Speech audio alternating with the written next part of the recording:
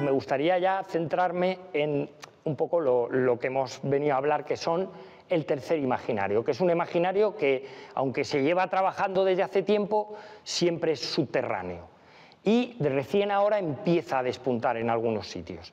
Y es el único imaginario que a día de hoy nos puede servir. Porque cualquier otra, como dijo un Carlos Martorell en un texto que leí, decía: cualquier obra de arte o creativa que no proponga un modelo alternativo al actual, de algún modo contribuye a la perpetuación de este. ¿Vale? Es fuerte, pero yo lo creo. Bueno, pues entonces, esta es la solución ecotópica, ¿vale? Y es en la que yo y muchos compañeros de Ecologistas en Acción llevamos trabajando ya bastantes años, ¿vale? Y luego mucha gente en otros muchos lados, ¿no? Pongo algunas imágenes simplemente para que veáis que la imaginación y la fantasía no tienen límites, en el sentido de que esto es un movimiento que hay gráfico que se puede rastrear en internet, que se llama Solarpunk, ¿vale? Y es como un juego que están jugando muchos ilustradores simplemente imaginando otras maneras de vivir, ¿vale? Este lo ha hecho claramente alguien de Oriente, no sé, Japón, China, pero fijaros que no hay una preponderancia de vegetación ya en la ciudad que nos está hablando de otro sitio, ¿no? Y no hay coches, hay otro...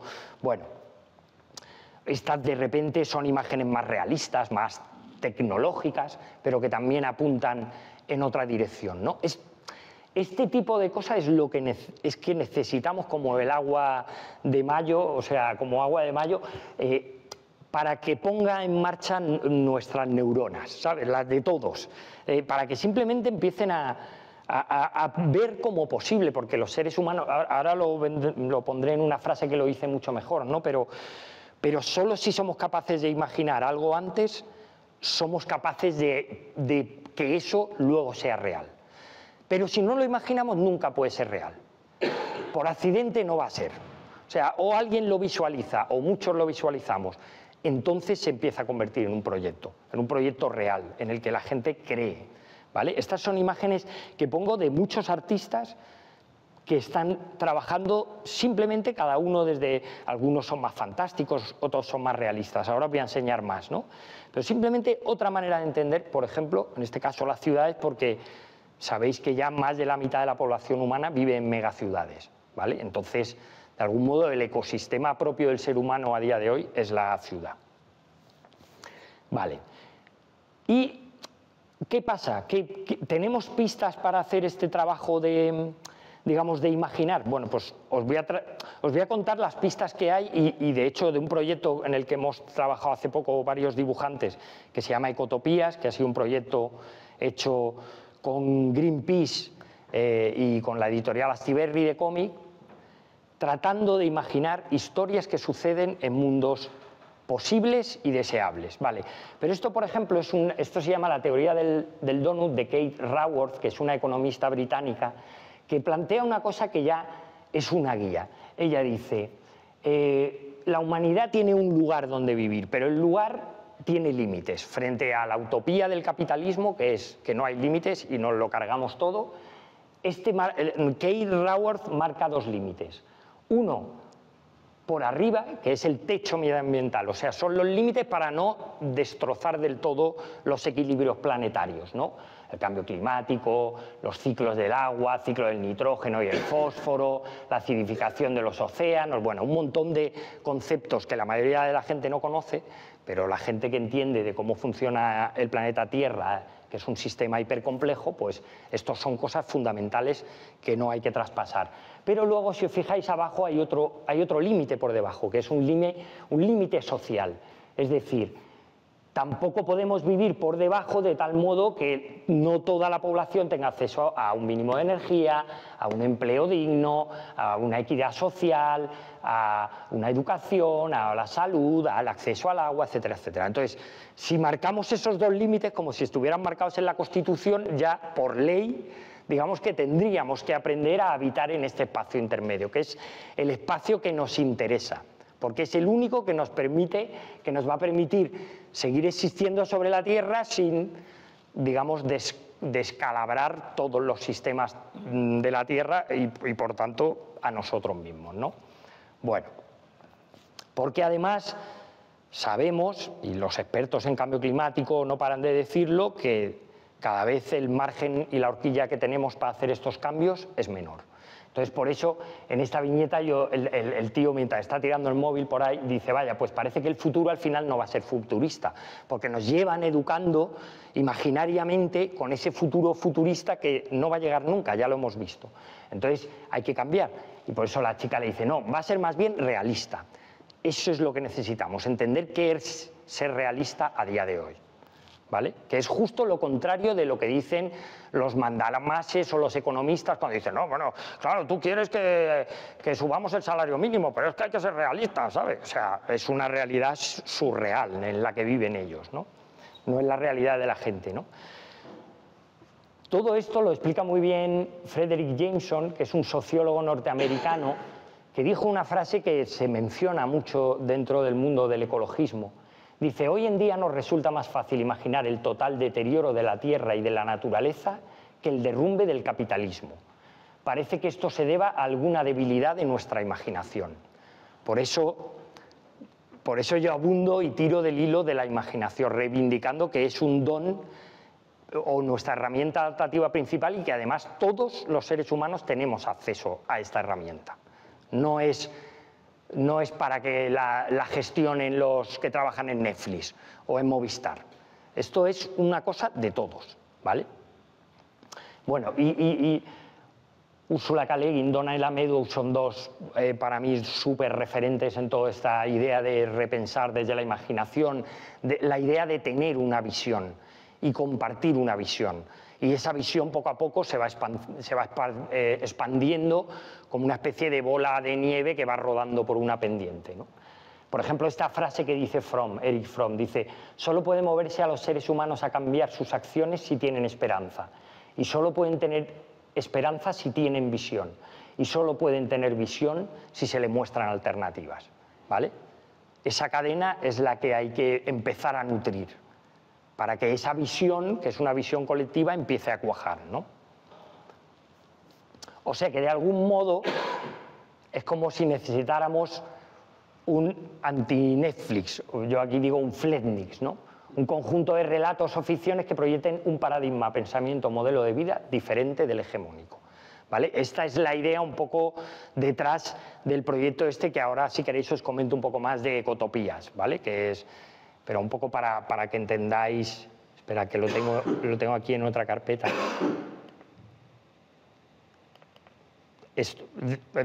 Interrumpirme de verdad cuando queráis o si no os lo cuento rápido y así luego si queréis podemos charlar, porque veis que aquí todos los temas, en fin, que están todos abiertos y además que no hay ninguna certeza, son intuiciones que creo que puede que compartamos.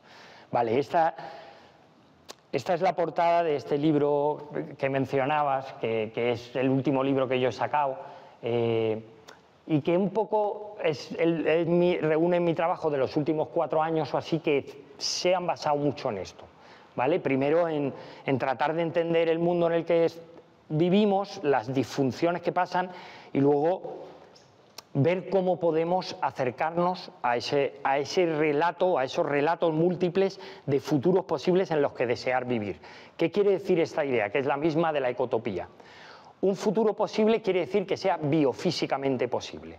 Por ejemplo, si esto yo hago talleres con chavales o, por ejemplo, pues dice, si tú te pones a pensar que todos vamos a ir en helicóptero por la vida, vale, pues eso es biofísicamente imposible. De hecho, que todos vayamos en coche ya es biofísicamente imposible. De hecho, más de la mitad de la humanidad ni toca un coche ni va en coche, ¿vale? O sea, es importante entender entonces mínimamente en dónde estamos a nivel de energía, de materiales, medioambientalmente, para entender de qué energía y qué materiales podemos disponer y de qué ya no podemos disponer. Y por tanto, si queremos proyectar futuros posibles, tenemos que tener eso en cuenta, ¿no? Y luego en los que desear vivir, o sea, que sea posible y deseable. ¿Deseable qué quiere decir? en este caso deseable, es que atienda o ponga en el centro de la sociedad el cuidado de la vida humana y de la vida del resto de los seres vivos, ¿no? Es decir, que la dignidad humana sea el epicentro. A día de hoy en nuestras sociedades hay un vacío. Normalmente en las sociedades ese vacío lo ha rellenado algún tipo de relato religioso o mitológico, y en nuestra época es la única en la que ese espacio está vacío completo. No hay nada trascendente, lo que hay es la multiplicación del valor, del dinero, ¿vale? Entonces, bueno, se trata de que esa fría ecuación del capitalismo, sacarla de ahí, porque es un cáncer literalmente en nuestra sociedad, y colocarlo algo que sea mucho más, digamos, acorde con lo que somos seres vivos, que estamos enlazados en una trama complejísima de vida que se llama Gaia o planeta Tierra o biosfera, lo que queramos llamar. Eso debe ser el centro, ¿no? Vale, claro, yo en el libro no solo he hecho propuestas, sino que también he tratado de desactivar muchas de las cosas que a día de hoy nos están tratando digamos, de introducir como sea, ¿no? Por ejemplo, el tema de las inteligencias artificiales, ¿no? Y en concreto las inteligencias artificiales entrando en el mundo de la imaginación, que es un mundo que solo puede ser de los seres humanos, porque las inteligencias artificiales no tienen deseo, ni anhelos, ni valores, ni motivación, ¿vale? Son simplemente máquinas muy sofisticadas de plagio, ¿vale? Entonces, el que a día de hoy la humanidad esté poniendo ahí todos sus huevos en unas máquinas de plagio que además sabemos que van a ir degenerando, no tiene ningún sentido. Y eso sin entrar a mencionar el tema medioambiental, es decir, que requieren tanto energía y tanta agua, etcétera, que son un desastre. Pero de algún modo lo que está pasando con toda esta, lo que yo llamo la epidemia digital, es esto, ¿no? Dice, mucho más sencillo e inmediato que hacer máquinas que se comporten como humanos es lograr justamente lo contrario. Y en esas estamos. O sea, quizá lo que está pasando no es que estemos haciendo máquinas muy, muy listas que parecen ya humanos, no. Quizá es que estamos devaluando lo humano tanto que de repente una máquina compleja de plagio ya parece que va a sustituir a los creadores y a los políticos y a todos, ¿sabes? Y ya que nos dirija simplemente un algoritmo, ¿no? Bueno, sí. Ese es el tipo de discurso loco, ¿no? Por tanto, yo uso mucho ese recurso de la denuncia a través del humor, pero a veces se queda corto. Yo he ido viendo que se va quedando corto en un mundo que cada vez es más grotesco. El humor muchas veces sirve para desvelar cuando hay una mentira, pero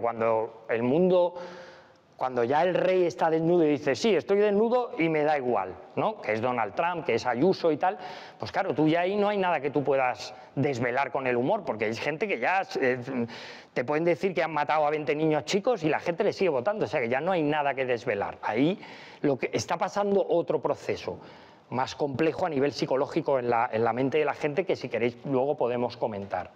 Pero bueno, entonces yo otra parte la dedico simplemente a lo que es la divulgación de las informaciones que creo que son cruciales para despertar a la gente, dentro de que los hechos a día de hoy cada vez parece que tienen menos valor para cada vez más gente, ¿no?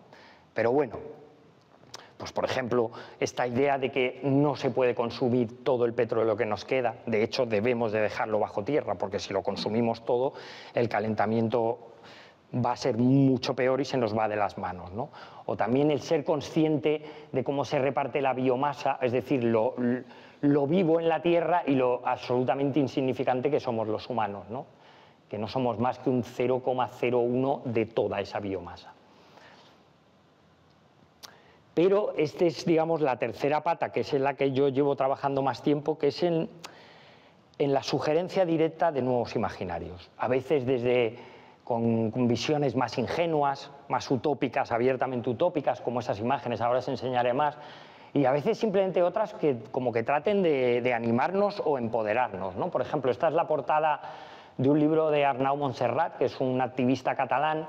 Es un libro que se llama Nos sobran las ideas, y lo que él viene a demostrar es, o sea, ya tenemos todas las ideas, ya tenemos las soluciones técnicas, sociales, políticas. Lo que nos hace falta es la voluntad, es romper el marco simbólico que a día de hoy impide, que hace que la gente, probablemente aunque está más de acuerdo con muchas de las cosas que convendríamos aquí, sin embargo la gente sea capaz de votar opciones claramente reaccionarias o que van a ser malas para todos, ¿no? Pero realmente tenemos esas soluciones, ¿no? Y eso a mí me tranquiliza, porque no es que no sepamos lo que hay que hacer, lo sabemos perfectamente. Hay mucha gente que lleva estudiándolo muchísimo tiempo, ¿no? Bueno, entonces esta es simplemente generar imágenes que sugieran, ¿no? Como esta, por ejemplo, esta es para una revista de ecologista, ¿no? Pero simplemente ¿no? El gorrión se refleja en un coche que está como abandonado, en el que crece la maleza, y en el reflejo vemos otra cosa, es otra cosa, ¿no? Yo no sé muy bien lo que es, pero es otra manera de vivir, ¿no? Este, por ejemplo, es un cómic que os muestro solo una página, pero este yo lo he hecho en un taller que nos juntamos mucha gente de distinto pelaje y tratamos de imaginar juntos durante varios días cómo podría ser un mundo en el que nos gustaría vivir, ¿no? Atendiendo a esos límites biofísicos. Bueno, pues yo lo que hice fue luego darle aspecto de una historia, ¿no? De un relato. Este está colgado en Instagram, yo lo colgué por cachitos. Pero es chulo por ver simplemente qué cosas se nos ocurrían y porque creo que en el fondo hay muchas de esas cosas que se nos ocurría a ese grupo que creo que son transversales. Pues había un deseo claramente de una mayor sociabilidad, de unas ciudades más habitables, de que todo estuviera sostenible, todo fuera a una escala más local, que las instituciones fueran mucho más permeables a la sociedad, mucho más democráticas. Bueno, si queréis, os animo a echarle un vistazo. Este es en el fondo la realidad en la que estamos, ¿no? Veis que yo arriba he puesto como hacia dónde vamos si no cambiamos, ¿no? Pero abajo, si empezamos a hacer las cosas de otra manera, de repente todo puede tener sentido, ¿no? Esta imagen estaba pensada con la idea de que se la pueda girar y por tanto tú puedas quedarte con, digamos, pues bueno, pues veis que abajo es un reflejo de lo de arriba, pero en el que las cosas van en una dirección, ¿no? Lo de abajo, lo de arriba parece una especie de desfile funerario y lo de abajo pues parece más un desfile festivo, ¿no? Porque esto además, y es una cosa que es muy importante y que se usa mucho, es otro falso mito, el que hablábamos del hombre es un lobo para el hombre. Esta es una portada que hice para un libro que se llama Un paraíso en el infierno, de Rebecca Solnit. En ese libro ella hace una indagación que es muy interesante y muy sugerente, que viene a decir que estudia un montón de situaciones y de casos de catástrofes que ha habido a lo largo de las últimas décadas. Se centra especialmente en lo del Katrina, que ocurrió en Nueva Orleans, ¿os acordáis?, a principios del milenio. Bueno, pues cuando sucedió aquello, las inundaciones del Katrina, el relato dominante fue que aquello había sido una locura, que la gente hacía pandillaje, que tuvieron que meter a mucha gente en la cárcel porque eso era un salvajismo, etcétera, etcétera. Bueno, pues ella, años después, viaja a Nueva Orleans y se tira un tiempo estudiando eso. Y se da cuenta de que lo que había pasado era exactamente lo contrario. O sea, lo que hubo en esos días o en esas semanas en Nueva Orleans fue una explosión de empatía y de sociabilidad y de cooperación. Esa es la realidad, ¿vale? Mientras la prensa, la televisión estaban inventándose bulos ya hace 20 años de que aquello era todo una locura criminal, no sé qué, la realidad es que la gente cooperó como no se había cooperado nunca en esa ciudad, ¿vale? Y eso lo que habla es de que cuando, este es un resorte antropológico, que cuando las cosas vienen mal dadas, en lugar de que todo el mundo se ponga a matarse entre sí, es justo lo contrario. De hecho, aquí lo vimos un poquito durante unos días con la pandemia. Los primeros días, antes de que luego ya se empezara a malmeter y empezar... Ahí estaba todo el mundo, y mira que era una cosa muy mediática, porque lo del Katrina ya ahí era sin medios, eran seres humanos cooperando entre sí para sobrevivir, ¿vale? Bueno, pues eso, cuando vemos las distopías estas terribles de Netflix, todo eso es mentira, ¿vale? Lo sabemos. Luego os hablaré de un libro que leí que también me abrió mucho los ojos, que se llama Dignos de ser humanos, de un holandés que se llama Rutger Bregman, que es un libro que da un montón de datos científicos, históricos, antropológicos, sociológicos, que justamente abundan en esta tesis, que parece que es bastante evidente. Pero fijaros lo increíble que es que todos estamos tan atravesados de esos relatos y lugares comunes que todos tenderíamos a pensar lo contrario. Cuando se vaya esto de madre, ahí todo el mundo matándose. Pues no, va a ser lo contrario, curiosamente. Eso también es una cosa que nos puede dar como una cierta positividad a la hora de afrontar estos escenarios que pueden ser difíciles, ¿no? Porque a lo mejor puede tener un anverso que no nos esperamos, que de repente puede ser un despertar social de la gente, ¿no? Vale, y ahora voy acabando un poco y os comento un poco cómo ha sido el proceso de trabajo de este cómic, que no he podido traeros un ejemplar porque tenía dos y los he regalado los dos, así que lo siento mucho, pero bueno, os puedo mostrar algunas imágenes, ¿vale?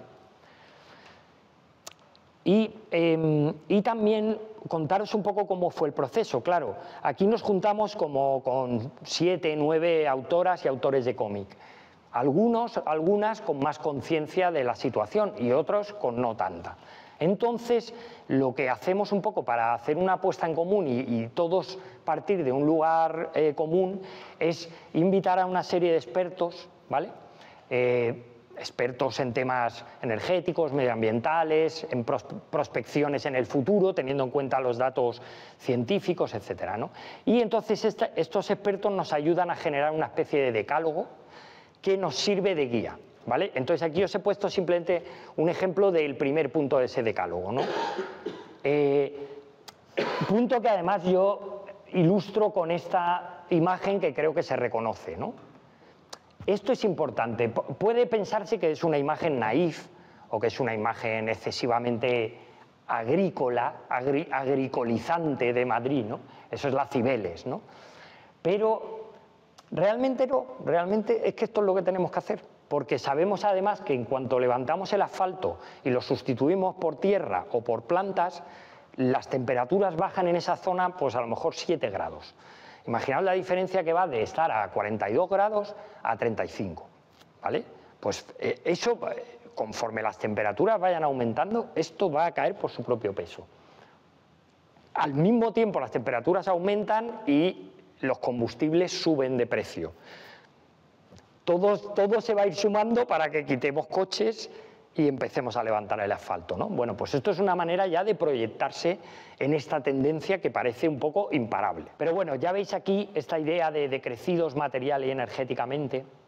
Es interesante, por ejemplo, a mí me encantan datos que te ayudan también a tener esperanza y a ver que hay otros enfoques. Por ejemplo, el planeta Tierra cada día recibe, la energía solar que recibe el planeta es el equivalente a la que emplea la humanidad a lo largo de todo un año.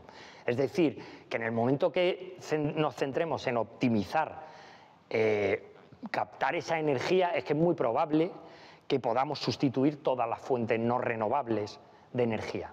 Pero todo eso pasa por un decrecimiento, porque el nivel de desparrame energético actual no hay manera humana ni hay ninguna fuente renovable que pueda permitir esos niveles de consumo, ¿vale? O sea, los hidrocarburos, la energía barata, el petróleo, el carbón, el gas, eso primero se está acabando y además tiene una potencia energética que no es imposible que un aerogenerador o una placa solar compita con eso o provea esa cantidad de energía, ¿no? Hay que ir haciendo una transición hacia un vivir más tranquilo, pero vamos, que es a lo mejor retroceder como 4 décadas, no es irse a las cavernas. Muchos ecologistas hablan de, pues sería como un modo de vida parecido al que había en Francia en los años 60, 70, que había de todo, había trenes, había barcos, había música, había transportes, los coches habría que acabar con ellos, pero quiero decir que no se trata de una regresión terrible. Se trata casi como de dar 3 pasitos para atrás para luego volver a caminar un poquito en una dirección más cabal, ¿no? Y aquí os muestro algunas, por si tenéis ocasión, bueno, por si no tenéis ocasión de echarle un vistazo, pues así os muestro algunas de las imágenes para que veáis cómo se va rompiendo el hielo. Este es un esfuerzo imaginativo que cuesta un montón, ¿eh? Este es el mayor reto creativo que hay a día de hoy sobre el planeta Tierra, es ser capaz de imaginar esto, ¿vale? Por eso es difícil. Por ejemplo, en esta, Iñaki, que es el dibujante, decidió, junto con Arcaiz, que son los dos, viven en Bilbao, decidieron colocar su historia, como veis, es un Bilbao de dentro de, yo qué sé, del 2040, de dentro de 20 años. Y es un Bilbao que ya ha cambiado. Es un Bilbao que ya funciona de otra manera. Han optado por hacer algo parecido a lo que yo he hecho con los Cibeles, ¿no? Coger cosas iconográficas para que la gente de su ciudad lo reconozca y diga, hostia, que esto puede ser real, mira, nunca lo había visto. ¿Vale? Este, por ejemplo, es de Dario Danti y él habla más de, bueno, pues de las fábricas recuperadas, de que los ricos desaparecen cuando las cosas parece que ya van muy mal dadas y entonces como el pueblo un poco es el que toma toda la actividad productiva, pero ya desde otro lugar, ¿no? Bueno, esta es otra idea. Aquí Josune Urrutia pues habla de cómo de la salud, cada uno lo hemos llevado a un lado que nos ha interesado, ¿no? Pues ella quería hablar sobre cómo puede ser la salud mucho más democrática y mucho más abierta en este futuro, ¿no? Cristina Durán y Miguel Giner pues cuentan una historia, de una pequeña historia doméstica, pero que en cada página vemos que sucede en una familia distinta de un lugar distinto del mundo. Hablando un poco como de que el mundo entero está entrelazado en una misma forma de hacer las cosas, ¿no? Como más sensata. Nuria Tamarit habla también de un juego como de fantasmas, de una niña actual que de repente, este es un museo del futuro y esta chica que está como pasando el polvo tira un móvil que está ahí como expuesto, ¿no? Como en el Museo de los Horrores Tecnológicos o lo que sea. Y al caerse, sin querer, invoca como al espíritu de la dueña del móvil, ¿no?